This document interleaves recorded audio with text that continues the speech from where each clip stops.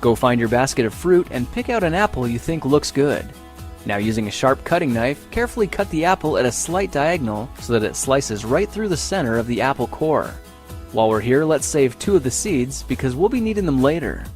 Now that we've got our 2 halves, let's take the side that still has the bottom attached and place it face down on a cutting board. We'll need to place 2 butter knives perpendicular with the top and bottom of the apple. Now we can carefully cut down along one side of the apple core until the knife bottoms out on our makeshift spacers, then use the spacers as a guide to gently cut in from the side. When the 2 cuts meet, you'll have an apple wedge that pops right out. And while we're here, let's cut a piece from the other side the same way.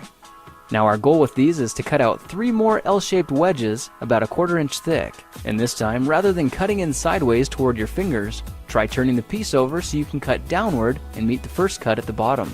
Now with a little wiggle, a new apple wedge should break free. If you repeat the process 2 more times, then stagger the pieces back together, the effect is a beautifully layered wing. Now just cut the other piece the same way and your swan's body should look like this. To make a place for the head, all we need to do is carefully cut into the front of the body and gently lift the pieces out to reveal a clean and fairly deep groove.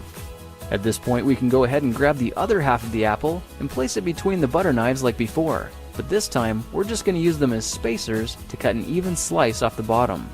You can see that repeating this process 3 or 4 times gives us a nice variety of shapes and sizes. Now look for a piece that resembles a heart that's been slightly flattened on top. All it takes to form the swan head is 3 strategic cuts with a knife. I made 1 angled cut to form the head, a horizontal cut to form the neck, and 1 slanted cut at the bottom for the base. Now you should be able to see how this is coming together, and to clean it up a bit, just use your knife to round off the sharp edges. All that's left now is to place the apple seeds where you think the eyes should go, then use the side of a butter knife to press them firmly into position. When both eyes look good, simply drop the neck into place, and you're done. You've just created a beautiful and decorative apple swan. I spritzed mine with a bit of lemon juice to help prevent it from turning brown, then put it on display to show off for our dinner guests later that night.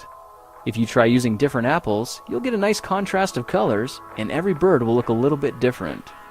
Well, now you know how to take any ordinary apple and turn it into a decorative and edible apple swan. If you like this project, perhaps you'll like some of my others.